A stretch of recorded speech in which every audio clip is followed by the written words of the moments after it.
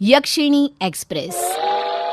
ये कहानी शुरू होती है एक छोटे से शहर भीलपुर से, जहां सीमा अपने परिवार वालों के साथ रहती थी। बचपन से ही उसे भूतों की कहानियां बहुत आकर्षित करती थी। हमेशा से ही वो अपने दोस्तों को भूतों की कहानियां सुनाया करती थी। एक बार वो अपनी बचपन की सहेली से मिलने उसके घर जाती है। हाय प्रिया, कैसी है? अरे कितने दिन हो गए हम कहीं नहीं गए, चल ना कहीं घूम कर आते हैं। अरे नहीं, मेरी मम्मी ना मना करती है, मैं नहीं आ पाऊंगी यार। अरे मना लेना मम्मी को, चल ना। भानगढ़ फोर्ट चलते हैं क्या?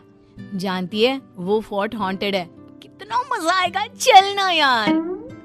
ये कहकर सीमा प्रिया को बाहर ले जाने के लिए उसका हाथ पकड़कर खींचती है कि झटके के कारण प्रिया का हाथ एक बांस पर लगता है और वो टूट जाता है। प्रिया के हाथों से खून रिसता हुआ जमीन पर टप टप कर गिरने लगता है। ओ गॉड, ये कैसे लग गया? सॉरी यार। ये तो अपशगुन है, मुझे नहीं लगता कि हमें जाना चाहिए। ओफो, पागल है क्या तू? ये किसी अनहोनी के होने का संकेत है सीमा, मैं नहीं जाऊंगी वहां, कहीं और चलते ना यार।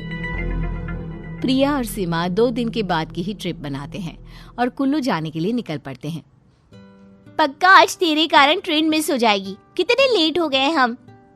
तभी वहां एक कैब आकर रुकती है, जिसे एक औरत चला रही होती है। OTP please. यार सीमा, तूने पहले ही कैब बुक करा कर रखी थी। सॉरी, मैं बेकार में तुझ पर भड़क रही थी। अब जल्दी से OTP तो बता। OTP? अब OTP कहाँ से बताऊं? मैंने तो कैब बुक किया ही नहीं था। किया था मैम, अपना फोन देखिए। हाँ, 0135। ये OTP कहाँ से, और इसे कैसे पता कि मैं क्या सोच रही हूँ? चलो छोड़ो, कैब तो मिल गई ना। दोनों कैब में बैठ जाते हैं। अब बहुत लकी हैं, यक्षिणी एक्सप्रेस के न्यू कंपार्टमेंट से कुल्लू जाने वाले हो। अरे पर आपको कैसे पता कि हम किस कंपार्टमेंट से जा रहे हैं? आपके टिकट पर नजर पड़ी तो पता चला। असल में यक्षिणी एक्सप्रेस के एक कंपार्टमेंट में बुरी तरह आग लग गई थी और वो जल गया था। इतने सालों बाद रिपेयर होकर वो कंपार्टमेंट न्यू बताकर ट्रेन में जोड़ा जा रहा था। आज ही उसकी ओपनिंग है। लीजिए, स्टेशन भी आ गया। दोनों कैब से उतरकर ट्रेन में बैठ जाती हैं। कंपार्टमेंट भरा न होकर बिल्कुल खाली खाली सा था। इतने कम लोग? लगता है यहाँ हमारे अलावा कोई है ही नहीं। अच्छी बात है ना, मस्ती करते हुए जाएंगे। प्रिया आगे बढ़ती है कि उसे लगता है कि कोई उसका पैर पकड़ रहा है। बचाओ, बचाओ, कौन है? कहाँ कोई है? तुझे ट्रिप कैंसिल करना है, मुझे पता है, चल शांति से यार। प्रिया आगे जाकर अपने बर्थ पर बैठकर अपना पैर देखती है, जिस पर 4 उंगलियों के काले निशान होते हैं। देख, मैंने कहा था ना कि मुझे कुछ महसूस हुआ था। ये देख मेरे पैर पर निशान। सीमा पास जाकर देखती है, पर वो निशान वहाँ था ही नहीं, जैसे अचानक ही अदृश्य हो गया हो। अभी तो मेरे पैरों पर निशान थे, कहाँ गए? तभी लाल जोड़े में एक औरत वहाँ आती है और प्रिया के बगल में बैठ जाती है। उसका चेहरा आंचल से पूरी तरह ढका हुआ था। निशान ढूंढ रही हो ना? यही था, मैंने देखा है, महसूस किया है। उन जले हुए हाथों की जकड़न को बहुत चुभता है वो। आपको कैसे पता? मैंने महसूस किया है। कोई नहीं समझता, न समझना चाहता है।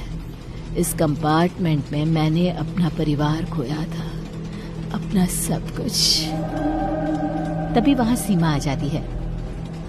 वो मेरी सीट है आंटी जी, आपकी सीट कोई और होगी। सीमा की बात सुनकर सर हिलाती हुई वो औरत वहां से चली जाती है। उसके जाते ही सीमा क्या देखती है कि औरत जिस सीट पर बैठी थी वो पूरी तरह जल चुका है।